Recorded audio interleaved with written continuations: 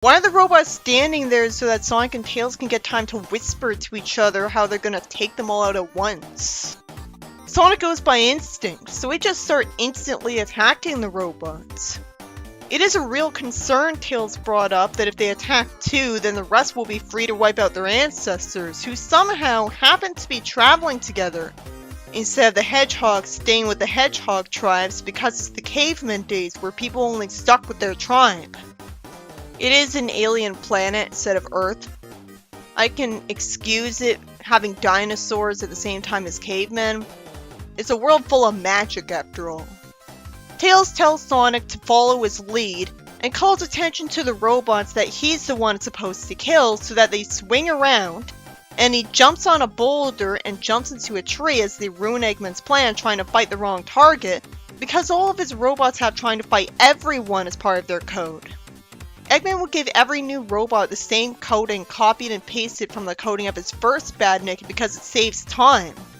So it makes sense that Eggman didn't bother reprogramming these robots to only want to kill who he sent them to because that'd be tedious to try, and he didn't think he'd see Sonic and Tails again. Or at least didn't think the robots would see them again. The cavemen run towards the safety of the thickest part of the woods. It takes forever describing that Tails was fleeing the robots and making sure they chased him instead of spin jumping at any of them. Tails whistles loudly to attract the attention of the Utah Raptor, which is also part of his plan, and he tells Sonic to run. Somehow, Sonic looks at him judgmentally for a second. They run, and the Utah Raptor destroys the robots in all of the different ways you'd expect it to anyways. I never got to know what they looked like. They were only called robots. The dinosaur, of course, hates the taste of the robots, which you'd think it wouldn't have tried to eat because they're the most likely to be the same color as rocks, and there's been a hypothesis that dinosaurs aren't all colorblind. Somehow the dinosaur assumes Sonic and Tails are robots too and flees. It wouldn't be so confusing if it were explained that the robots were the same colors as Sonic and Tails. Tails kicks the spit-out robot, and a small door in the front of its chest snaps open, revealing a cavity with a time machine without a copyright mark of Eggman's on it.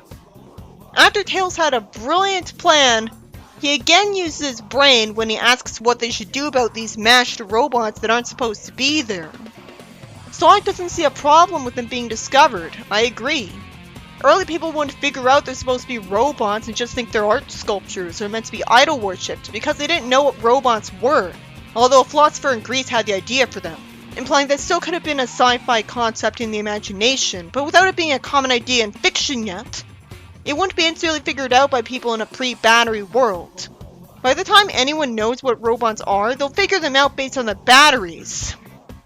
And if Eggman's really the only source of technology, they won't figure them out until Eggman. People will try to recreate them without knowing what Eggman's original programming for them was.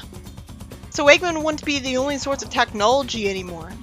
Speaking of batteries, it's out of character for Eggman to power any robots with normal batteries instead of animals or plants, just for the sadism. It just happens to be worth it in a meta sense here, because it means when some of the robots were stomped, they didn't kill living beings. I didn't notice right away because Sonic's betrayal immediately taught me to see it as an alternate universe from the games. The heroes get spotted by their ancestors and just stare at each other for a while when Sonic and Tails would know that's pointless because their ancestors wouldn't be able to talk to them. I guess the reason they're staying here is because of an innate longing to interact with anyone related to them because they're orphans. Tails couldn't help but smile at seeing the fox, which I have to assume is because he's his ancestor when he's an orphan. The caveman fox offers Tails a berry he eats, which Sonic's paranoid of.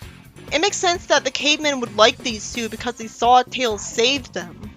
Then Tails shakes the hand of the fox and luckily gets a smile in return instead of a confused look, even though this is a caveman days, so he could have not known what a handshake meant. Somehow, after Sonic taps the side of his own head, his ancestor knows what he means. It's not the universal symbol for "excuse my companion, he's crazy." I never saw that before. And how is this crazy? And how did they both think to high five at the same time? To be fair, this isn't Earth, so there's leeway to get the history wrong. And for all we know, the high five could have been on and off again thing. Sonic and Tails watch the cavemen run away, and Tails is described as the foxy one, even though it was right after an interaction with another fox. So of course it's confusing. Sonic says not bad at all, and their caveman ancestors wave at them in the distance and disappear into the trees. So Sonic puts an arm around Tails and finally says sorry about calling him too soft. They get told not to move by 6 humans with helmets and guns because they're time violators, and I'm wondering where these fuckers were when Eggman was going back in time then. It's so annoying that these people are trying to arrest them. But I get it, because it's a case of the writer having no other idea for how to get these people back to the 4th dimension, because their method of warping to it with evidence was destroyed. But why can't the story just have the heroes go back to slightly before their own time and get rid of Eggman's evil machines, and then return to the present and call it a day? Just destroy the time machine Eggman stole in his base. I see no value in this. They're being arrested because the time police of the past aren't aware that they had permission to go back in time. Sonic assumes that resistance is useless when he's got guns aimed at him, and so the two let themselves get handcuffed. Somehow these people expect me to believe that every new kid with a time machine tries to go back in time and kill an ancestor of theirs, even though it'd be lethal to them. Sonic even gets to ask why anyone would want to do that. If these people knew to come here, it'd be because they saw Tails save his ancestors. So obviously they wouldn't actually think he was trying to kill them. This is garbage writing with no excuse for it at all. Just have these people thank them for what they were obviously trying to do and take them to the 4th dimension to help them. Somehow, one of the humans doesn't believe him that they were there to save their ancestors from robots that they could easily just search for. It says that the imaginary people he dealt with before all say that. And his subordinate says that they don't all say that, but not because that will never be said ever. The leader thinks they're gonna lie that they're on a mission from the 4th dimension because somehow he's been told that too, even though nobody outside that place knows about it. This is horrible writing. Sonic tries to look on the bright side, and eventually they get warped to a whole bunch of different places before being warped to the intended destination after a few button presses. Because apparently the warper doesn't work properly somehow. All those words for nothing. I became really impatient as soon as the arrest happened, and just wanted to skip to the part where the heroes weren't being treated like the bad guys anymore. This is literally never a good trope to use. The humans in front of them celebrate the first time the police captured some criminals. Everything leading up to the part where the heroes aren't in trouble has no value at all. Eventually, double doors open and a motorcyclist in gold ropes drives through. And surprisingly, the little brunette shows up to use a wand that frees Sonic and Tails from their handcuffs, and she calls them idiots for not believing them about being on mission for the time police. And demotes the leader for not believing them. Great, but how did she know to come here? In this exact time point. She was never told that Eggman sent robots to prehistoric times, unless Orange and Gray told her. If she knew that Sergeant Sur has always been an idiot, then she's an idiot because she kept him around so long. And she's also an idiot for not outright firing him while she's at it. So she's too much of a softie. Time's wasted again, and an old lady greets the heroes, and I wonder why Sonic almost says something and then corrects himself wrong and then greets her nicely. She's given exposition by them and forgives them for losing the warper because she's used to that. She says she'll assign as many time police as necessary to capturing Eggman and straightening out the damage to Mobian history. Sonic refuses her entire offer because the small sample size of time police he saw were incompetent. So he assumes that anything they did to Mobius' history would only make things worse. But that doesn't justify saying no to the idea of Eggman being arrested by the time police that even succeeded at arresting him. So it wouldn't matter how incompetent they are, they just aim guns at him and win. So he's got no reason to think they'll die to Eggman and refuse out of concern for them. When he's such a jerk, he wouldn't care. If Sonic and Tails weren't being given the idiot ball here, they'd say to her that all they want is the capturing Eggman part, while the other part should be left to them. Sonic has a plan, but he should just let Tails come up with one at this point. He never learns no matter how much he proves himself. He asks for fast food, and it gets boring because it doesn't skip to the interesting part.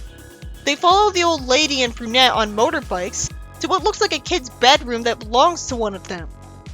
It's too descriptive as usual, It doesn't matter what it looks like. It's just boring for a while after this.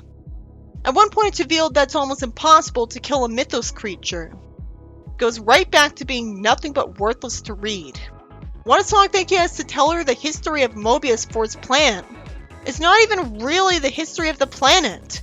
It's just saying what I already know. Has Sonic assumed that aliens removed Mobius from the star charts to preserve its nature, even though the narration says that no Mobian knew this? And then it reveals that when Eggman was still good, he came to Mobius in a crash landing while on a scientific expedition. I already assumed that, but I'm glad the writer knew to write it, since it was common sense. Nothing about this is history of Mobius. And then it starts wasting time describing the book's idea of how Sonic met Ovi Kentobor. Sonic tried to surprise Porker by tunneling through a mountainside and fell into his underground lab. Now I finally have a good reason for why he found that place. Everything else after that is worthless, because it was already explained a billion times in other areas, including the prologue. So they had no excuse for even having the prologue. The narration describes it as Eggman was gathering up all the wicked chaos energy on the planet and trapping it inside 6 large gemstones. Why wicked? But whatever, there's nothing wrong with this, when it makes just as much sense as Sonic having magical Sonic speed. Chaos energy is hyphenated for no reason. But it's only common sense to make a short form of Chaos Emerald energy. This time, Sonic's the one who took the boiled egg over to Kentobor. So this is the best iteration plot-wise, because Kentobor doesn't turn to Eggman because of a forced mistake he makes. Although I still don't like that it's Sonic's fault. While Kentobor had mistyped a command, it was only because he was distracted by the presence of a smelly egg. So if it was smelly, then Sonic would have never actually taken the egg to him and caused him to turn to Eggman. It's still a stupid story how it is. But it's a billion times better than no explanation, and at least it could have been good very easily. If it just explained that Kentobor was distracted by talking to another assistant than Sonic. All the story should do is mention what I was. It didn't need to go on for way too long being over-descriptive.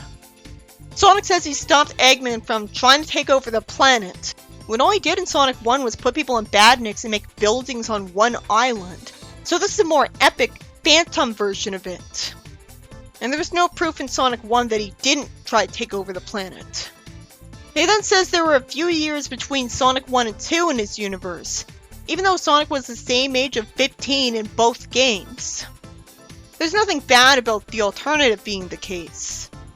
So it's another difference that's just neutral. And I don't just appreciate it for being new, I also appreciate it because Sonic 1 and 2 have a couple of years between them. Sonic's plan is to stop the rock machine from exploding.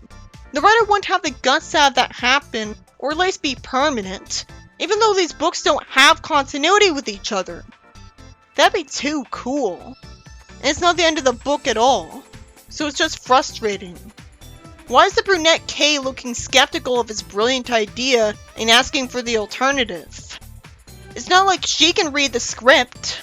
Sonic only looks stupid to us because we're genre savvy. The names K and J are too similar. It's always been confusing that a little girl gets to be leader of the Time Cops, but in a crazy magical world, the laws could be different. She really doesn't need to say she's only giving him a one-use only license to time travel. I say this because I bet that's gonna backfire. She tells him to get Orange to help program the time machine because only he knows how it works.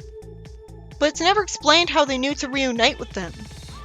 And it takes a needlessly long time over describing it in a boring part instead of skipping to the good part. And yet I still wasn't told what Agents Orange and Gray look like. The time machine's controls are too delicate to be set by hand, so it has to be attached to a computer so it could do the job. Well, that's forced and incompetent. But at least it's the first time I ever saw that. So I guess it's good. I mean, we don't even know time machines could work. So maybe it is realistic. Oh, of course the guy who first trapped Sonic in a suit wasn't taken prisoner. Instead his army showed up and he fled with them. I smell more padding. Tails spots soldiers aiming at the hover platform and grabs the joystick to save it. He says there's no room to turn the hovercraft around. Why do you think he should? I guess Tails only ducked from the bolts in time because he ducked just in case. Sonic and Tails start spin jumping on the soldiers. The writer really doesn't need to describe that for that long. They jump towards each other for a high five, and the Dragonkin leader grabs them. I wish it was explained at some point that even if they did kill the leader, he'd just get replaced with someone just like him anyways, so it wouldn't actually avoid anything. Sonic taunts him without a throttle voice, even though Tails does have one, which is stupid because they're both being held by the scruffs of their necks. Sonic points, and it looks like Gray's sending the hover car towards them and puts up his arms for no reason and releases them for no reason but doesn't get hit by it. Sonic and Tails land on the hovercraft and it gets boring again. One of the time machines is discovered to have rolled on it. Gee, I wonder if it'll be used by Arctur, who still doesn't really deserve a name because he doesn't have a personality, but he appears so often that I feel like I have to. Sonic's given a one-use dimensional shifter. Once used, it'll self-destruct in a way that'll trigger the time machine to send him to where Sonic wants to go. It really wasn't necessary for Orange to have this author track that Eggman's fate was a lesson that scientists shouldn't meddle in what man wasn't meant to know, when who is anyone to decide what man wasn't meant to know? That could be applied to mapping out the human genome, so that we could find out how to cure every disorder. It probably has been applied. At least it says sorry for getting carried away. But he deserves worse than a shrug, when as a scientist, he should know better. I mean, he works in the science division. Naturally, the reason it's rigged to explode is to keep Sonic from using it again.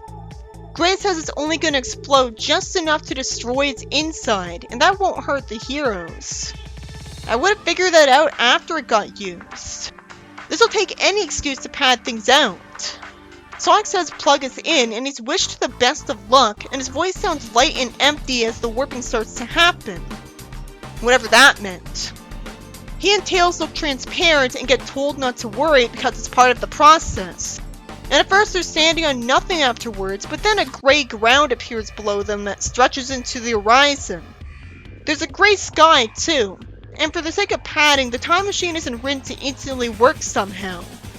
A round object colored half red and half black starts flying towards them and splits to form two aircraft, which is smart of Eggman. Sonic figures out that Orange programmed the wrong time machine, so of course they're not going anywhere. Another impossible idiot ball forces the plot to go how it does. Someone without a human voice asks them to identify themselves, and somehow Sonic's ready to tell his enemies who he is to face defeat. Tails has a better idea though, and says that they're here from the 4th dimension to tell their leader that if he doesn't stop mucking with time, there will be big trouble. And he doesn't get specific, so he's lucky the machine was too dumb to not believe him. If the robot's smart enough to ask how he knows he's not lying, how does he believe his wild claim? Well, nothing's really wild in a world with chaos energy. I like that Tails got to describe Sonic as his assistant, because it throws him a bone. Somehow, despite being a coward in this book, Tails was relaxed enough to do that instead of skip right to the point where he shows the robot his time machine and describe it. The device identified as a product of 4th dimension technology, but it thinks he's lying because it's impossible to cross dimensions using a time machine. Somehow it's too dumb to just assume they came here with some unseen other tech. And instead of explaining that truth, Tails says that this version of it is more advanced than theirs, which is proof that he's not lying. The simple robots believe him, and agree to take them to Eggman, who they're too scared to call by his real name Robotnik. Sonic gets an idea and says that he doesn't know if they're really who they say they are instead of rogue robots sent to lead them to their doom. One of them says they were programmed to be unable to lie. It's too bad the narration doesn't explain which one is ever talking, the red or black one. But it doesn't actually matter. They could both be saying this at the same time for all it matters. Sonic wants some proof and says that if they were really made by Eggman, they'd be able to reprogram his devices. So he challenges one to reprogram his time machine to the time he wants to go to. He's also smart enough to pretend that the time he wants it to set is just the time he came up with on a whim. The robot does what Sonic wants without any further thought. These robots think like gullible children. But where they are now, Eggman doesn't have to deal with Sonic and Tails, so he won't have a reason to make his robots as smart as possible. and he was already described as lazy in the book, so I'm able to suspend my disbelief. Sonic thanks the robot for activating the time machine, and it's cool that he was brave enough to tell them who they are before they get sent to safety. Tails calls Sonic clever, and he says no problem, with the narration saying that he's feeling strangely modest. Since Sonic was never known for any non-cocky moment in the games yet, it makes sense that the writer wrote strangely. He tells Tails that he had a good idea too, and calls him Buddy. He blushes, and the story takes way too long to describe them running through various places. Why bother mentioning what every place they went through was like? The narration reveals some of the special loop-de-loops that Kintobor had constructed for the young Sonic. That's sweet. I assumed they got formed by magic for no reason, because as the book confirmed, there's magic all over the world. It doesn't say it's explained the origin of every loop. The other loops could be assumed to be from any reason. Why did loops get created by the magic of the world instead of literally anything else? Obviously it'd be stupid to say they're there because they just are, because someone would have had to have made the hole that makes it a loop. If one can form naturally, it exists in real life. Also, I hate that it was called Loop the Loop. How do you get that wrong? Not that loop-de-loop makes sense either. I already said this, but duh means from and of, but it's not a loop from a loop or a loop of a loop. I'm glad they don't stop to talk to anyone they know. More padding, until Sonic stops at a palm tree and parts the grass and flowers at its base to reveal a huge tunnel. Tails doubts Sonic about it being safe for no reason, and he calls him out as a wuss and says he dug it, and they go into balls to roll down the tunnel. Why did the past Sonic make this tunnel to the lab when he already had a perfectly good tunnel to it? I guess because he was too lazy to go back to it. He would have made tons of holes in the walls of the lab trying to make quick exits from it then. The hole leads to a brightly lit room full of flashing machines, and in the center is a huge one that towers to the high ceiling built entirely out of rings held in place by a shimmering force field. From the top of it rose a tower above the ground that had gathered all the chaos energy. Tails slams into him from behind, sending him into the room, and somehow that doesn't hurt Tails from the spines, because I guess he had some of the magic ring energy that's all over the world. Sonic drags Tails behind one of the large machines, and Tails naturally asks why he'd hide, instead of just telling Kintobor to switch off the machine before it explodes. He says it's not that simple, but he has no reason to think he'd be disbelieved. They'd know it's him. It's just an excuse for more padding from the writer. Tails doesn't assume this is Kintobor right away from his storytelling somehow. Kintobor keeps only slightly hearing their whispering. Sonic admires the looks of his past self because he's cocky. Kintobor's hungry, and Sonic whispers his plan to Tails. He should have been doing this a little earlier. He tells him to hit only the red button. He should have known not to mention the green button at all, because Mr. Multiple Idiot Balls already might misremember. He has no reason to entrust that to him. I temporarily skipped ahead a few pages and discovered that the plan succeeded. Once again, I was told a plan in a book, and it subverted the cliche by working anyways. There's a reason that's how the cliche goes. This makes showing us the heroes discussing a plan a waste of time. And this writer could have avoided wasting our time by just describing Sonic whispered the plan to Tails. Past Sonic brings Kintobor the rotten egg, as I'm wondering why Sonic waited until literally the last second. Sonic yells go, and it's described as spinning towards the workshop center for no reason. If the writer meant spin dashing, it should have said that. He lands in front of him, so he was really just spin jumping, and he says I'm you, and wastes time being redundant before telling them not to move, instead of instantly telling them not to move when it was already self-explanatory he's Sonic. Sonic 1 doesn't let him dodge past him. It's too bad he doesn't trust himself for no reason. Maybe if he was told why he's here, he wouldn't be untrusting. Tails jumps towards the rock machine, and Sonic 1 grabs his shoe, and the egg Sonic 1 was holding is arbitrarily let go of, causing it to head for the rock's control panel. But Sonic snatches it out of the air and gets up and smashes it onto the red button instead. The narration said Sonic watched it fall in slow motion, and it certainly described it in slow motion, because what I said was all that happened. If it's someone besides the writer whose fault it is that these books are so padded out, then he's who sucks, but we have no way of knowing. Why did he think he had to hit the button with the egg itself? The machine stops its vibrating and its pulsing lights died away to be replaced with a friendly flickering of the force field.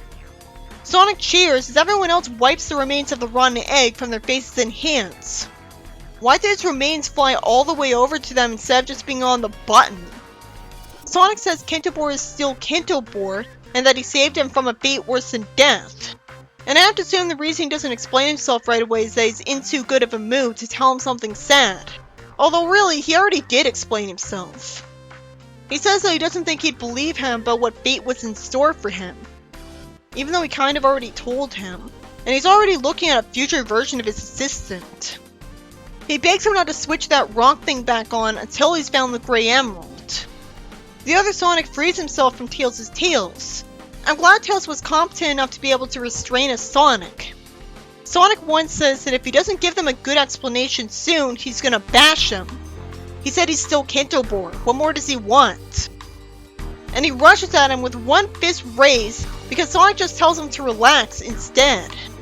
He's not supposed to be that stupid.